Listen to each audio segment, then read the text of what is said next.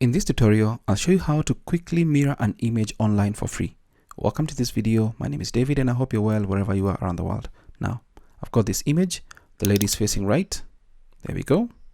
And to quickly mirror this image for the lady to face left, I'm going to use resize.com, and it's an easy way to resize your images quickly. Now, it's free and it's fun. I'll just click here or just drag and drop an image, select my image, click on open. And then from this section, I'll just click on the flip horizontal, and it's flipped the way I want it to be. And just go to the save as type.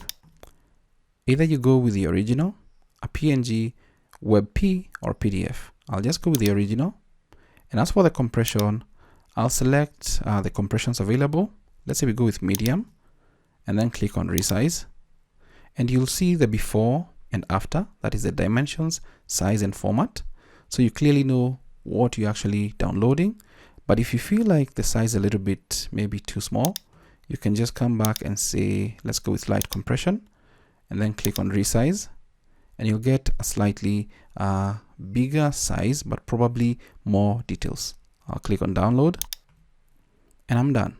If I go to my downloads folder, my image has been flipped or mirrored the way I want it to be.